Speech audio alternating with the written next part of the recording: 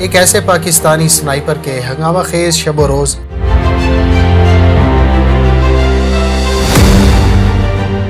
جس کی مہارت اس کے لیے وبال جان بن گئی تھی۔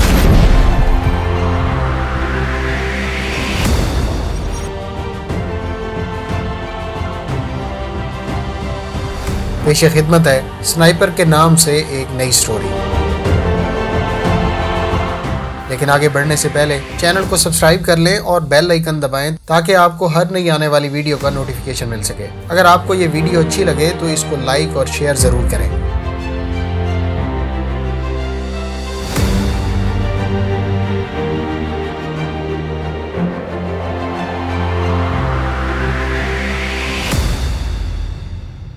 استاد صادق، میں نے ہر احتیاط بالائے طاق رکھ کر اسے آواز دی۔ میرے پاس وقت بہت کم تھا، ورنہ اصولاً تو مجھے وہاں بے دھڑک آنے سے گریز کرنا چاہیے تھا، کیونکہ اگر استاد صادق خدا نخواستہ کسی وجہ سے پکڑا گیا ہوتا تو یقیناً دشمن وہاں میری گھات میں بیٹھا ہوتا۔ میں یہاں ہوں۔ مجھے استاد صادق کی آواز تازہ ہوا کے جھونکے کی طرح محسوس ہوئی۔ میں نے آواز کی سمت کا تعین کرتے ہوئے اس طرف نگاہ دوڑائی۔ وہاں 3 درخت آپس میں اس طرح جڑے ہوئے تھے کہ ایک پھیلے ہوئے گھنے درخت کی صورت اختیار کر گئے تھے۔ اگر وہ مجھے آواز نہ دیتا تو میں اسے ڈھونڈنے میں ناکام رہتا۔ چلیں سر، ہمیں فی الفور یہاں سے دور جانا ہوگا۔ ان درختوں کے نیچے جا کر میں نے نظریں اٹھائیں، مگر اس بار بھی مجھے گھنی شاخوں کے علاوہ کچھ دکھائی نہیں دیا تھا۔ پھر شاخوں میں حرکت ہوئی اور استاد صادق کا چہرہ نظر آیا۔ مشن کا کیا ہوا؟ اس نے چھوٹتے ہی پوچھا۔ سر الحمدللہ کامیاب لوٹا ہوں، مگر اب تفصیلات بتانے کا وقت نہیں ہے، ہمیں چلنا چاہیے۔ ذیشان، مجھے لگتا ہے میرے پاؤں کی ہڈی کریک ہو گئی ہے، پاؤں سوج گیا ہے، اس پاؤں کے ساتھ چلنا ایک خواب ہی ہوگا۔ اس کی آواز میں گہرے تاسف کی جھلک تھی۔ مگر سر، تھوڑی دیر بعد یہ جنگل دشمن کے گھیرے میں ہوگا۔ اس نے کہا، میری مانو تو نکل جاؤ، کم از کم ایک کا زندہ لوٹنا دونوں کی شہادت سے بہت بہتر ہوگا۔ اگر میرا سہارا لے کر چلنے کی کوشش کرو تو شاید ہم آہستہ آہستہ، وہ قطع کلامی کرتے ہوئے بولا، یقیناً وقت ضائع کر رہے ہو، اب تک آپ کافی دور نکل گئے ہوتے۔ صحیح کہا، میں اطمینان سے بولا، ویسے مجھے امید ہے کہ ان درختوں پر 2 آدمیوں کے چھپنے کی گنجائش ہے۔ بے وقوف مت بنو ذیشان، اس نے مجھے ڈانٹا۔ اگر یہ بے وقوفی ہے تو میں بے وقوف بھلا۔ میں رائفل کندھے سے لٹکا کر درمیان والے درخت پر چڑھنے لگا۔ جانتے بھی ہو ایک سنائپر تیار کرنے میں کتنی محنت اور پیسہ خرچ ہوتا ہے، اور اتنی محنت اور خرچ کے بعد بھی کسی شخص کا اچھا سنائپر بننا یقینی نہیں ہوتا۔ میں نے اطمینان سے جواب دیا، یہ بات مجھے یہاں بھیجنے سے پہلے سوچنا چاہیے تھی۔ وہ زچ ہو کر بولا، وہ مشن تھا اور یہ عبادت ہے۔ میں ایک مضبوط شاخ منتخب کر کے چھپنے کے لیے مچان بنانے لگا۔ ذیشان، آپ اچھا نہیں کر رہے۔ استاد جی، ایک بات کہوں؟ کہو۔ آپ اپنی توانائی کیوں ضائع کر رہے ہیں؟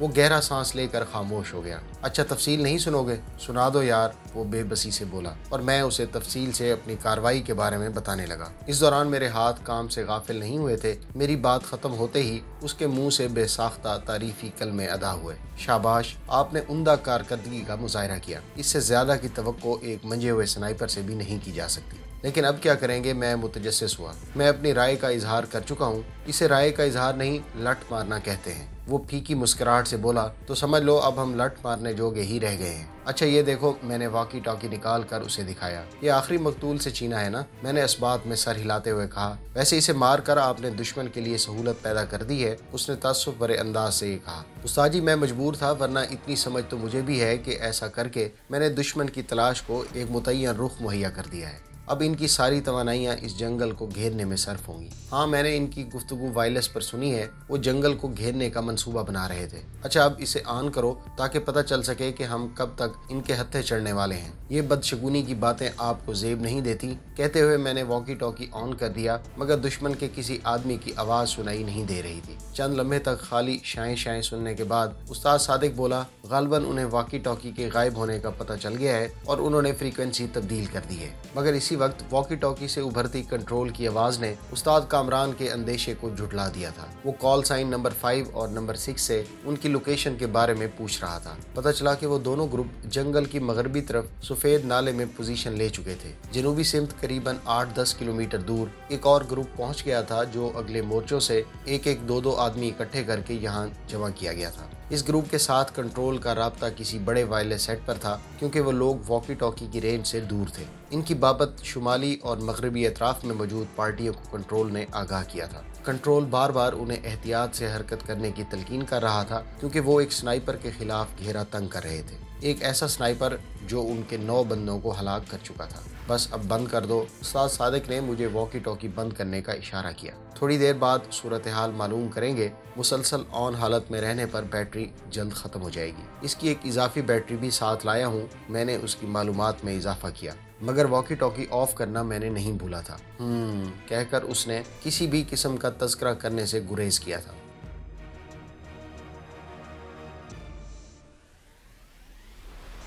سورج کافی دیر ہوئی پہاڑوں میں غائب ہو چکا تھا۔ اب اندھیرا گہرا ہونے لگا تھا۔ شاید وہ رات کو جنگل میں گھسنے کی کوشش نہ کریں، میں نے اندازہ لگایا۔ حتمی طور پر کچھ نہیں کہا جا سکتا۔ اگر ان کا گہراؤ مکمل ہو چکا ہے تو وہ صبح تک کارروائی کو مؤخر کر سکتے ہیں، مگر یہ بھی حقیقت ہے کہ پوری رات انتظار کرنے میں ان کا نقصان ہے۔ میں نے پوچھا وہ کیسے؟ ظاہر ہے ہمارا جنگل میں چھپا ہونا ایک اندازہ ہی تو ہے، اور اندازوں کا غلط ہونا حیران کن نہیں ہوتا۔ آپ کے پاس پانی موجود ہے یا ختم ہو گیا ہے؟ میں نے موضوع بدلتے ہوئے پوچھا۔ تھوڑا سا ہوگا، چاہیے کیا؟ نہیں، میں نے نفی میں سر ہلایا۔ میری واٹر بوتل بھری ہوئی ہے۔ پانی کے استعمال میں احتیاط برتنی پڑے گی، نامعلوم کب تک چھپنا پڑے۔ چشمے کی جگہ مجھے معلوم ہے، مگر فاصلہ زیادہ ہے، میں نے انکشاف کیا۔ چشمے تو یہاں بھی موجود ہو سکتے ہیں، البتہ انہیں ڈھونڈنا مشکل ہوگا۔ اگر نقشے میں موجود ہوئے پھر تو ان کی تلاش آسان ہوگی۔ یہ عارضی اور چھوٹے چشمے ہیں، یہ نقشے پر ظاہر نہیں کیے جاتے۔ کچھ کھانے کا موڈ ہے؟ اس نے مزاحیہ انداز میں کہا۔ کچھ تو یوں کہہ رہے ہو جیسے دسیوں کھانے یہاں موجود ہیں۔ میں کھسیا کر بولا، سر کچھ نہ کچھ تو موجود ہے نا۔ اچھا فی الحال گفتگو سے پرہیز کرو۔ نائٹ ویژن سائٹ سے چاروں جانب کے علاقے کو یہیں بیٹھے بیٹھے دیکھ لو، کیا پتہ دشمن پیش قدمی کر رہا ہو۔ نائٹ ویژن سائٹ کی کیا ضرورت ہے، میرے پاس وائرلیس سیٹ جو موجود ہے۔ میں نے واکی ٹاکی آن کر لیا۔ چند لمحوں کی شاں کے بعد ایک آواز ابھری، control for all station, okay report دیں گے۔ نمبر 5 نے الفابیٹ کی زبان میں جواب دیا، آسکر کلو اوکے۔ نمبر 6 کنٹرول نے اگلا کال سائن پکارا، نمبر 6 آسکر کلو۔ نمبر 6 نے جواب دیا۔ وہ فردن تمام پارٹیوں کو پکارتا گیا اور متعلقہ پارٹی لیڈر جواب دیتا گیا۔ سب اچھا کی رپورٹ لے کر اس تمام نے پارٹیوں کو اگلے حکم کے انتظار کا مژدہ سنا دیا۔ یقیناً اس نے پارٹیوں کو آگے بڑھنے یا اپنی جگہ پر رات گزارنے کا انتظار کرنے کی بابت حکم سنایا تھا۔ میں بھی واکی ٹاکی بند کیے بغیر محو انتظار رہا۔ 10-15 منٹ کے بعد ایک مرتبہ پھر تمام پارٹیوں کو اپنی جگہ پر ٹھہرے رہ کر صبح سویرے تک پیش قدمی کی کارروائی مؤخر کرنے کا حکم دیا گیا۔ میں نے واکی ٹاکی بند کرتے ہوئے کہا، مطلب وہ ڈر گئے ہیں؟ نہیں یار، ایک سنائپر کو رات کے وقت اس جنگل میں ڈھونڈنا یقیناً بھوسے کے ڈھیر سے سوئی ڈھونڈنے کے مترادف ہے۔ انہوں نے جنگل کو تقریباً گھیرے میں لے لیا ہے۔ کل دن کی روشنی میں اطمینان سے اپنا شکار ڈھونڈ لیں گے۔ اگر آپ ٹھیک ہوتے تو کیا ہم یہیں بیٹھے ان کا انتظار کرتے رہتے؟ تو کہاں جاتے؟ اس جنگل سے نکل بھاگتے؟ وہ جتنی بھی کوشش کر لیں چپے چپے پر اپنے آدمی تعینات نہیں کر سکتے۔ ان کے گھیرے میں کئی شگاف ہوں گے۔ ذیشان، آتے وقت دشمن کی بے خبری میں ان رستوں سے گزرنا اتنا مشکل نہیں تھا۔ ہم نے نقشے کو بھی بس سرسری انداز میں دیکھا تھا۔ آج دن کو میں بڑی باریکی سے علاقے کا نقشہ کھنگال چکا ہوں۔ اس جنگل کے مشرقی طرف جو پہاڑی سلسلہ ہے، جنگل کی جانب سے سارا سلسلہ سیدھی کھڑی چٹانوں پر مشتمل ہے، جنہیں نقشے کی زبان میں اسکارپمنٹ کہتے ہیں، اور ایسی چڑھائیاں کوئی کوہ پیما ہی سر کر سکتا ہے۔ مغربی جانب ان کے کسی سیکٹر کا بیس ہے، غالباً آپ جسے لالی سیکٹر بتلا رہے تھے، اور اسی پہاڑی سلسلے پر ان کی 2 اور پوسٹیں بھی موجود ہیں۔ سادہ الفاظ میں کہوں تو اس جانب سے اس وقت بھاگ نکلنا جبکہ پوسٹوں کے سنتری چوکنا ہو نہایت دشوار بلکہ ناممکن ہے۔ شمال کی جانب تنگ درے کی روڈ اور سفید نالہ ہے۔ یہ دونوں رستے کھلی کتاب کی مانند ہیں، اور سب سے بڑھ کر یہ رستہ دشمن کے علاقے کی طرف جاتا ہے۔ کوئی بے وقوف ہی اس سمت نکلنے کی کوشش کرے گا۔ اب رہ گئی جنوب کی سمت، تو اس جانب چپے چپے کی نگرانی کوئی مشکل کام نہیں ہے۔ سر، آپ مجھے خوف زدہ کرنے کی کوشش کر رہے ہیں؟ نہیں، بس صورتحال کا صحیح تجزیہ کرنے کی کوشش کر رہا ہوں۔ اچھا چھوڑیں سر، پیٹ پوجا کرتے ہیں۔ میں نے اسمال پیک سے بھنے ہوئے چنے کے بسکٹ نکال کر کھانا شروع کر دیے۔ یہ غذائیت سے بھرپور بسکٹ تھے۔ چند بسکٹ ہی آدمی کو 24 گھنٹے کی توانائی مہیا کر دیتے ہیں۔ یہی بسکٹ استاد صادق کے پاس بھی موجود تھے۔ میری ترغیب پر انہوں نے بھی بسکٹ چبانے شروع کر دیے۔ یہ لیں، پہلے آپ پی لیں۔ میں نے اپنی جگہ سے سرک کر واٹر پائپ اس کی جانب بڑھا دیا۔ بہت میٹھا پانی ہے اس چشمے کا۔ سیر ہو کر پانی پینے کے بعد اس نے واٹر پائپ میری جانب بڑھا دیا۔ واقعی سر، بہت عمدہ پانی ہے۔ اچھا آپ آرام کر لو، کیونکہ صبح ایک لمحے کے لیے بھی نہیں سو سکیں گے۔ ٹھیک ہے، مگر پہلے آپ کا پاؤں دیکھ لوں۔ میں استاد صادق کی طرف بڑھ گیا۔ واقعی ہی اس کا پاؤں کافی سوجا ہوا تھا، سوجن پنڈلی تک پھیل گئی تھی، اس کا علاج کسی ہسپتال میں ہی ممکن تھا۔ میں نے اپنی جگہ واپس آ کر آنکھیں بند کر لیں۔ میرے اعصاب جتنے بھی مضبوط ہوتے، میرا پہلا مشن تھا اور ایسے حالات سے پہلی بار میرا واسطہ پڑ رہا تھا۔ گزشتہ رات کی طرح مجھے اس رات بھی بس واجبی سی نیند آئی، بار بار آنکھ کھل جاتی۔ چند بار میں نے واکی ٹاکی آن کر کے دشمن کو بھی سننے کی کوشش کی، بس ایک مرتبہ انہیں سب اچھا دیتے ہوئے سنا، اس کے علاوہ خاموشی چھائی رہی۔ صبح صادق کے وقت مجھے استاد صادق کی آواز سنائی دی، ذیشان سو رہے ہو؟ کوشش تو رات بھر رہی ہے مگر کوئی خاص کامیابی نہیں ہوئی۔ اچھا اپنی ضروریات سے فارغ ہو جاؤ کیونکہ دن بھر موقع نہیں ملے گا۔ ٹھیک ہے سر، مگر آپ؟ یقیناً میرے لیے نیچے اترنا ممکن نہیں ہوگا، تو یہ کہ میرے پاس اس مقصد کے لیے شاپر موجود ہے، بس آپ کو تھوڑی زحمت کرنی پڑے گی۔ بڑی خوشی سے کہہ کر میں نیچے اتر گیا۔ نیچے اترنے سے پہلے میں نے اپنا اسمال پیک اور رائفل وہیں مچان پر چھوڑ دی تھی۔ تھوڑی دور جا کر میں نے فطری تقاضا پورا کیا اور فضلہ جات کو بڑی احتیاط سے زمین میں دبا دیا، کیونکہ اس سے دشمن کو ہماری موجودگی کا یقین ہو جاتا اور یہ یقین ان کی کوشش کو تقویت دینے کے ساتھ انہیں مزید چکنا اور محتاط کر دیتا۔ واپس جا کر میں نے استاد صادق کے شاپر میں بند فضلہ جات کو بھی ٹھکانے لگایا اور پھر درخت پر چڑھ کر خود کو مچان میں چھپانے لگا۔ چھپنے سے پہلے مجھے تھوڑا پانی دے دینا، بعد میں یقیناً ہمیں حرکت کرنے کا موقع نہیں ملے گا۔ جی سر کہہ کر میں نے اسمال پیک سے واٹر بوتل نکالی اور استاد صادق سے واٹر بوتل لے کر آدھا پانی اس میں منتقل کر دیا۔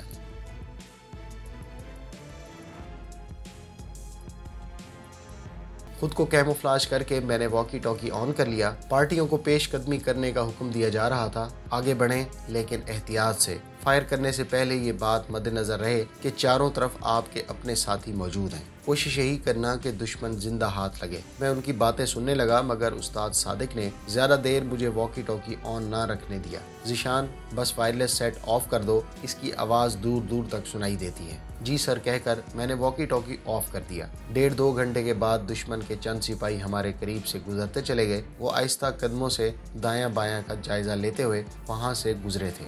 گائے گائے وہ درختوں کے اوپر بھی نظر ڈال لیتے تھے۔ مجھے ان کے انداز میں خوف کی جھلک نظر آئی۔ بلا شبہ وہ اندھی گولی کا شکار ہونے سے خوف زدہ تھے۔ شام تک وہ وہیں گھومتے رہے۔ مختلف اطراف سے فائرنگ کی آواز بھی سنائی دیتی رہی۔ رات کو بھی پارٹیوں نے جنگل میں ڈیرا ڈالا مگر ہماری مچان کے قریب کوئی پارٹی نہیں ٹھہری۔ اندھیرا گہرا ہوتے ہی میں نے پہلے تو شب دید اینک لگا کر چاروں جانب کسی دشمن کے نہ ہونے کا یقین کیا اور پھر واکی ٹاکی کی آواز کم کر کے آن کر لیا۔ ان کی باتوں سے پتہ چلا کہ ہر پارٹی کو 2 حصوں میں تقسیم کیا گیا تھا۔ ایک گروپ کا کام جنگل میں گھس کر تلاشی لینا اور دوسرے گروپ کا کام جنگل کا گھیراؤ کرنا تھا۔ اس لیے گھیرا ڈالنے والی پارٹی کل سے اپنی اپنی جگہ موجود تھیں اور تلاشی کے لیے مختلف پارٹیاں تینوں اطراف سے جنگل میں داخل ہو چکی تھیں، بلکہ اندھیرا چھا جانے کے بعد بھی جنگل میں ہی تھیں۔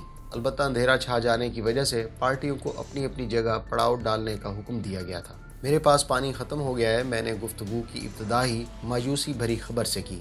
استاد صادق نے مسکرا کر کہا، یہی خبر میرے پاس بھی ہے، مطلب اپنی آزمائش شروع ہو گئی ہے۔ وہ اطمینان سے بولا، سنائپر کی ساری زندگی ہی آزمائشوں میں گھری ہوتی ہے۔ ویسے پانی کے بغیر انسان کتنے عرصے تک زندہ رہ سکتا ہے کچھ کہا نہیں جا سکتا، اس کا انحصار تو انسان کی جسمانی حالت، ارادے، اللہ پاک کی ذات پر اعتماد اور واپس لوٹنے کی امید پر ہوتا ہے۔ ویسے سنا یہی ہے کہ پانی کے بغیر لوگ مہینہ بھر بھی زندہ رہے ہیں۔ یہ کہہ کر وہ ایک لمحے کے لیے رکا اور پھر مسکراتا ہوا بولا، بہرحال یہاں ایسا کوئی خطرہ نہیں ہے، درختوں کے سبز پتے پانی اور خوراک دونوں کی کمی کو پورا کرنے کے لیے کافی ہیں۔ میں نے دبی ہوئی آواز میں ہنستے ہوئے کہا، ویسے سر آپ پہلے بھی مختلف مشن پر سرحد پار آ چکے ہیں، کیا کبھی ایسی صورتحال سے واسطہ پڑا؟ وہ گہری سوچ میں ڈوبتا ہوا بولا، میں پہلے مشن میں کامیابی کے قریب پہنچ گیا تھا مگر مجھے اپنے استاد نے دھوکہ دے دیا۔ میں نے حیرانی سے پوچھا، استاد نے دھوکہ دیا؟ ہاں ذیشان، استاد ہاشم میرے ساتھ سینئر تھا، ہم دونوں ایک ہی جھاڑی میں چھپے ہدف کی آمد کے منتظر تھے۔ ہدف کے نظر آتے ہی استاد کے حکم پر میں نے گولی چلائی جو ہدف کے ماتھے پر لگی تھی۔ دشمن کی تعداد کافی زیادہ تھی اور ہماری بدقسمتی کہ دشمن کو ہماری جگہ کے بارے اندازہ ہو گیا تھا۔ استاد ہاشم نے مجھے وہاں سے فرار ہونے کا کہا اور میری سنائپر رائفل مجھ سے یہ کہہ کر لے لی کہ اس کی رائفل فائر کے قابل نہیں رہی تھی۔ اپنی رائفل اس نے مجھے پکڑا دی۔ استاد جی آپ بھی چلے نا، میرے لہجے میں ناتجربہ کاری بول رہی تھی، ورنہ وہاں سے دونوں آدمیوں کا ایک ساتھ بھاگنا मौत को दावत देने के मुतरादिफ था। पर यह बात उस्ताद हाशिम को अच्छी तरह मालूम थी। उसने कहा, आप सीधे वहां पहुंचें जहां हमने गुज़श्ता शब गुजारी थी। वहां से पहले रुकने की कोशिश न करना और मेरी फिक्र भी ना करना। मैं मरने वाला नहीं, मुझे एक दूसरा रास्ता भी मालूम है। मुझे मुतज़ब्ज़ब देखकर उसने मुझे तसल्ली देते हुए कहा, वादा करता हूँ जिंदा रहूंगा और ये भी अपने पास रखो, मैं आकर ले लूँगा। कम अज़ कम ये वज़न तो आप साथ ले जाएं ताकि मुझे भागने में आसानी रहे। उसने अपना पिस्तौल बशमूल फालतू मैगजीन के और अपनी वाटर बोतल भी मेरे हवाले कर दी। उस्ताद जी, मैंने तकरार करना चाहिए, मगर उसने कता कलामी करते हुए अपनी जेब से एक लिपटा हुआ कागज़ निकाल कर मेरी जानिब बढ़ाते हुए कहा, अगर मुझे थोड़ी देर हो जाए तो इस रास्ते पर चल पड़ना और ये बिल्कुल आसान और महफूज रास्ता है। अब भागो, वरना मैं सही तौर पर दुश्मन को नहीं रोक पाऊंगा। उसकी तनबीह से पहले दुश्मन की जानिब से फायर के 2-3 ब्रस्ट आए और मैं पीछे को खिसक गया। इसी वक्त हल्की सी ठग मेरी समातों से टकराई और मुझे पता चल गया कि दुश्मन अपने एक आदमी से महरूम हो गया है। घनी झाड़ियों का सिलसिला इतना तवील नहीं था, मगर इन झाड़ियों की आड़ लेकर फरार हुआ जा सकता था। झाड़ियों के इख्तिताम पर ढलान थी, वहां पहुंचकर बंदा यूं भी नजरों से ओझल हो जाता था। लेकिन ये सब उस वक्त मुमकिन था जब दुश्मन को हमारी जगह के बारे में पता ना होता। अब तो दुश्मन इस जाने मुतवज्जे हो गया था और यकीनन हमारा ताक़ुब करके वो आसानी से हमें रास्ते ही में धर लेते। अलबत्ता अगर एक आदमी उनके साथ फायर का तबादला करता रहता, दूसरा आसानी के साथ फरार हो सकता था। यही सोचकर उस्ताद हाशिम ने मुझे भगा दिया था। रास्ते में ये सोच मेरे दिमाग में सरगर्दा रही कि उस्ताद हाशिम वहाँ से कैसे भागेगा, क्योंकि वो झूठ नहीं बोला करता था और उसने बड़े एतमाद से कहा था कि उसे एक दूसरा रास्ता मालूम है और मुझसे वादा भी किया था कि वो जिंदा रहेगा। झाड़ियों का इलाका मैंने झुककर दौड़ते हुए तय किया था, मगर ढलान से उतरते ही मैं सीधा खड़ा होकर भाग पड़ा।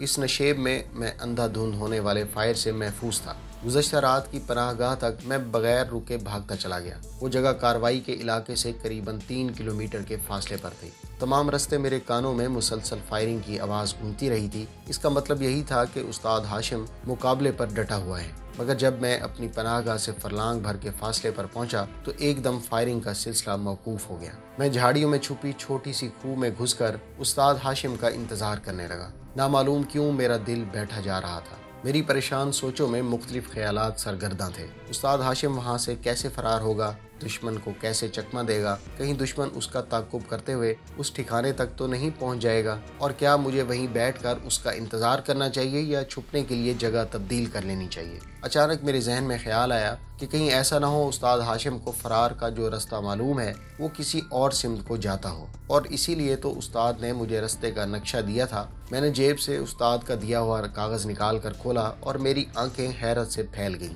इस कागज़ में स्नाइपर राइफल की फायरिंग पिन लिपटी हुई थी। उस्ताद हाशिम ने सच कहा था कि उसकी राइफल फायर के काबिल नहीं है। ये अलहदा बात कि वो खराबी इसके अपने हाथों की पैदा की हुई थी। राइफल की फायरिंग पिन कागज़ में बंद करके उसने मुझे वाज़े इशारा दिया था कि मुझे उसकी गलत बयानी के बारे में मालूम हो जाए और मैं यकीन कर लूँ कि वो अपने मुल्क पर कुर्बान हो गया है, लेकिन इस तरह कि अपने ज़ेरे कमान की जान को बचा गया था। इस वक्त मुझ पर खुद ब खुद उसकी आखिरी गुफ्तगू की गुत्थियाँ खुलती चली गईं। उसने अपनी राइफल ये कहकर मेरे हवाले की थी कि राइफल ख़राब है, लेकिन उसके साथ इस खराबी का इलाज भी मेरे हवाले कर दिया था। और ये तो आप जानते ही होंगे कि हर स्नाइपर रिटायर होते वक्त अपनी राइफल अपने जानशीन के हवाले करता है। उसने भी यही किया, मगर मुझे शक भी नहीं होने दिया। फिर उसने कहा था कि मुझे दूसरा रास्ता मालूम है, और वो दूसरा रास्ता एक ऐसी सिमत को जाता था जहाँ से लौटना मुमकिन नहीं।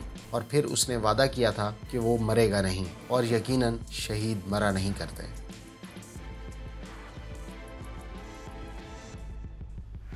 हाँ ज़ीशान, वो आज भी जिंदा है, मुझे अपने इर्द गिर्द महसूस होता है। उसकी शहादत के बाद दुश्मन को खुद ब खुद यकीन आ गया था कि वो बदला ले चुके हैं, मगर यहाँ भी उस्ताद चाल चल गया था। उसने मेरे हाथ से दुश्मन का खात्मा कराया था और मैं महफूज था। यहाँ भी दुश्मन को शिकस्त हुई थी। मुझे शिद्दत से रोना आया और मैं इस धोखेबाज को याद करके रो पड़ा। वो मुझसे अच्छा निशानेबाज था, उसका तजर्बा भी बहुत ज़्यादा था। जाने क्यों उसने एक बेहतरीन निशानेबाज को एक नए और नातजर्बाकार स्नाइपर के लिए कुर्बान कर दिया था। यकीनन मैं उसे अकेला छोड़कर कभी ना जाता अगर वो मुझे धोखे में न रखता। उसने कोई झूठ नहीं बोला, मगर मुझे धोखा ज़रूर दिया था। आज तक उस धोखेबाज को नहीं भुला सका हूँ यार। उस्ताद सादिक की आवाज़ में शामिल दुख میری آنکھیں بھی بھگو گیا تھا۔ میں بس خاموش بیٹھا اس کے محترم استاد کے متعلق سوچتا رہا۔ کچھ باتیں ایسی تھیں کہ استاد صادق نے مجھے نہیں بتائیں، مگر مجھے خود بخود ان کا اندازہ ہو گیا تھا۔ استاد ہاشم نے اپنی واٹر بوتل اور پستول یہ کہہ کر استاد صادق کے حوالے کیے تھے کہ یہ وزنی ہے، مگر اصل وجہ اور تھی۔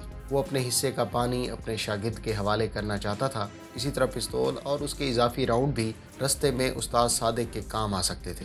رات کو سوتے ہوئے بھی میری سوچ میں استاد ہاشم اپنے اندیکھے خدوخال کے ساتھ سرگرداں رہا۔ صبح صادق کو اٹھ کر ہم نے اپنی فطری ضروریات کو پورا کیا۔ آج میں ان درختوں سے زیادہ دور نہیں گیا تھا۔ ہلکا اجالا ہونے سے پہلے ہم کیمو فلاج ہو کر بیٹھ گئے تھے۔ پوری رات ہم نے پانی پیے بغیر گزاری تھی۔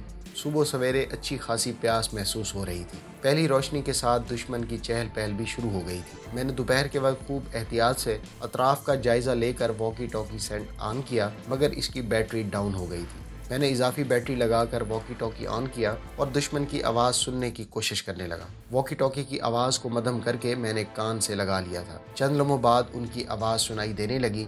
زیادہ تر پارٹیاں کھڑی چٹانوں کے سلسلے کے نیچے موجود گھنی جھاڑیوں میں مجھے تلاش کر رہے تھے۔ مجھے اس لیے استعمال کیا کہ ان کی نظر میں یہ کارروائی کرنے والا میں اکیلا تھا، اور اگر بنظر انصاف دیکھا جاتا تو ان کا مجرم بھی میں ہی تھا۔ تھوڑی دیر بعد ان کی باتیں سننے کے بعد میں نے واکی ٹاکی آف کر دیا۔ استاد صادق نے پوچھا، کیا کہہ رہے ہیں؟ میری تلاش جاری ہے۔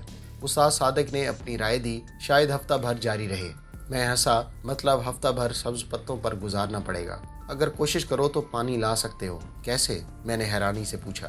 چشمے کی جگہ آپ کو معلوم ہے، اور ایک سنائپر کس طرح چھپ کر حرکت کرتا ہے یہ جاننے کی ضرورت شاید آپ کو نہ ہو، مگر آپ کو اکیلا چھوڑ کر میں کیسے جا سکتا ہوں؟ اگر آپ زخمی ہوتے تو یقیناً میں چلا جاتا، مگر اب یہ خطرہ آپ ہی کو مول لینا پڑے گا۔ میں خفت بھرے لہجے میں بولا، سر آپ بات کو کوئی اور رخ دے رہے ہیں، میرا مطلب یہ نہیں تھا۔ نہیں ذیشان، پانی لانے میں واقعی بہت زیادہ خطرہ ہے، مگر اس کے بغیر چارہ بھی تو کوئی نہیں۔ مجھے کس وقت نکلنا چاہیے؟ میں استاد صادق کے دل میں کوئی غلط فہمی پلتے نہیں دیکھ سکتا تھا۔ دشمن رات کے وقت زیادہ چکنا ہوتا ہے، اور گھیرا ڈالنے والی پارٹیوں کے پاس لازماً تھرمل لائٹ سائٹ بھی ہوگی، اور یہ تو آپ کو معلوم ہوگا کہ اس میں حرارت خارج کرنے والی اشیاء بہت جلد نظر آ جاتی ہیں، اور ہر جاندار شے حرارت خارج کرتی ہے۔ ویورز کی معلومات کے لیے بتاتا چلوں کہ نائٹ ویژن سائٹ کی اب تک 3 اقسام آ چکی ہیں۔ پہلی قسم انفراریڈ کے اصول پر کام کرتی ہے، اس کا دکھاؤ بہت محدود تھا، آج کل اس کا استعمال متروک ہو چکا ہے۔ دوسری قسم اس سے بہتر ہے اور روشنی کے اصول پر کام کرتی ہے، یعنی چاند ستاروں کی روشنی کو بڑھا کر دکھاتی ہے، اور تیسری جو سب سے بہتر ہے وہ تھرمل امیجنگ ہے، یہ حرارت کے اصول پر کام کرتی ہے۔